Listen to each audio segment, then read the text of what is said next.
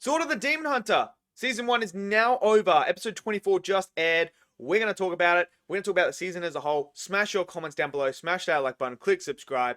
And let's talk Sword of the Demon Hunter. Kijin Gentōshō.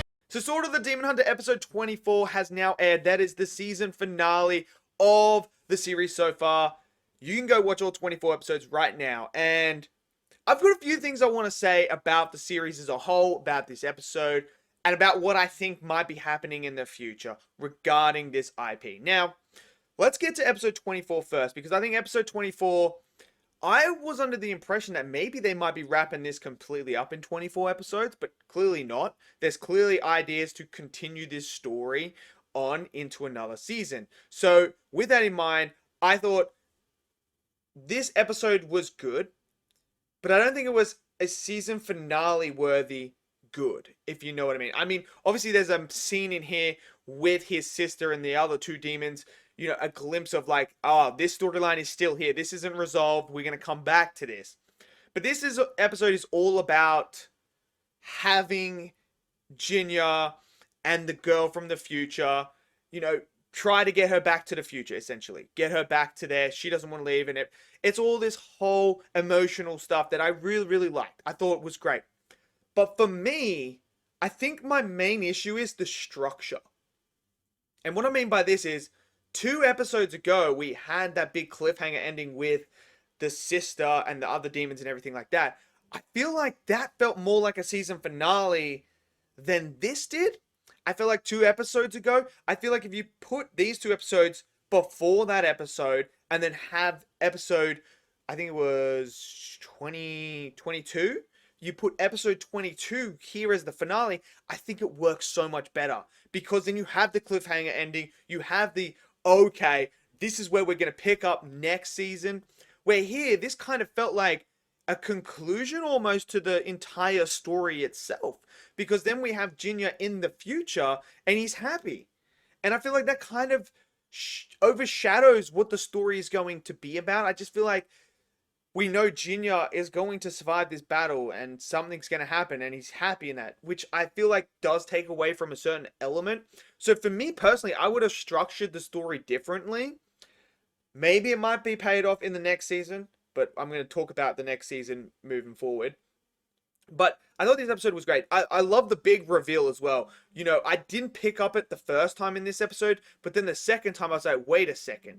She knows that he likes this certain type of food. And then when it gets revealed, she's actually the person from the same town that he grew up in. She was the one serving him, giving him the food and everything, and knew that he loved it. And then to see it come full circle, I thought that was fantastic as well. That I really, really liked. Now, as for the season as a whole, I really enjoyed the season. I thought, look, is it the greatest animation of all time? No, it doesn't have the best animation. That's okay. It doesn't need to have Demon Slayer level animation. It doesn't need Lord of Mysteries level of animation.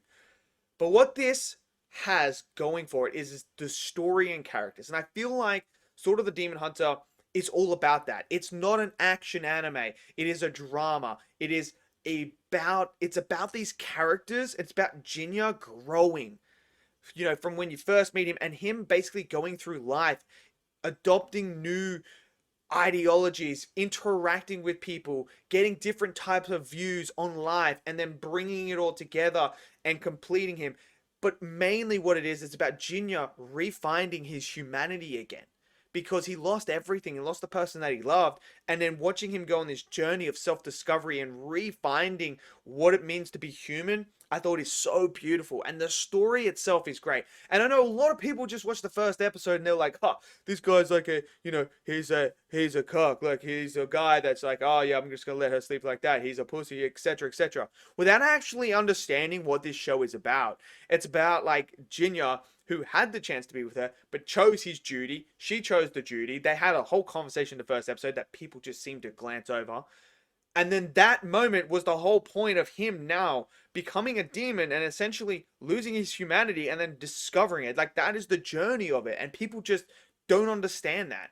And I think that story element is so freaking good and so powerful in this anime that it's just brilliant. And it's carried by the story. Like, this is one of those ones where some people will say certain animes are carried by the animation or carried by the fights.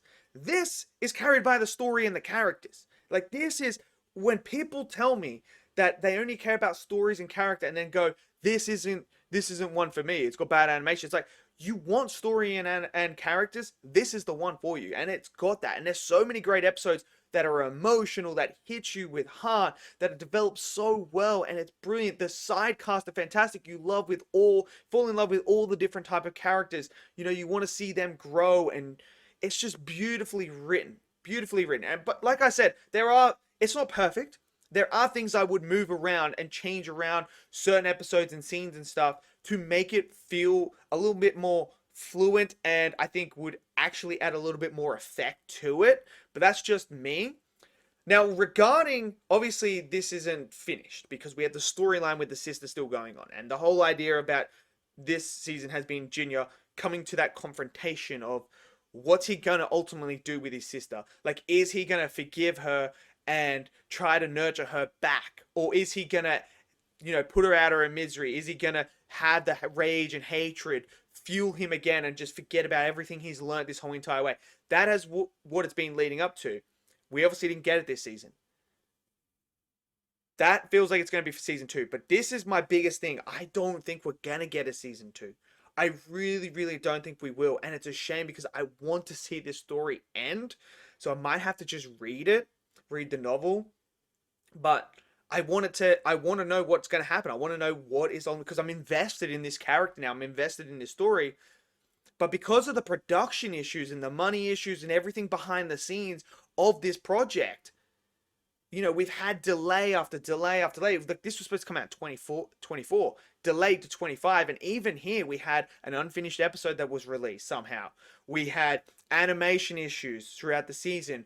We had, episodes getting pushed back a couple of weeks. We had a mid-season break as well to try and keep the production up. And I'm not blaming the animators for this or anything like that, because, when you have a shoestring budget, you're being pushed these hours and everything like that, you can only do so much. I would love to see this get a proper budget where it has the time to be able to be developed properly. But I just don't see how we're going to get it. I just don't see a season 2. Look, I'm going to be honest. I will be shocked if there's a season 2 announcement for this. I will be shocked. I feel like this is going to be one of those animes that has one season and just doesn't get picked up for the second season. I don't think the studio is going to continue it. I don't know if another studio is going to come in and pick it up. I would love to see someone come and pick it up and give it what it's, what it deserves, because it's such a great story. It deserves to have this high quality animation and production. And look, I'm not going to say that this studio or anything, I'm not going to say anything bad about them, because they did the absolute best with what they had, and they still managed to execute the story and the characters and brought that, which is something I'm very grateful for. I don't need you to have top tier animation to have something great. As long as the story is great, as long as the characters are great, that can carry something throughout. We can forgive certain little production things here and there. But I mean, look, you can tell that they tried their absolute best, but I would love to see this story in season 2 get given the things that it deserves. So for me, I really liked season 1. Obviously, it's not perfect. It has its issues, but I think the story-wise, the characters are absolutely phenomenal. But let me know what you guys thought. Did you guys enjoy season 1? Did you enjoy the finale? Smash it down in the comment section below. Smash that like button for me. Click subscribe, and I'll see you guys next video. Until then, stay safe and peace out.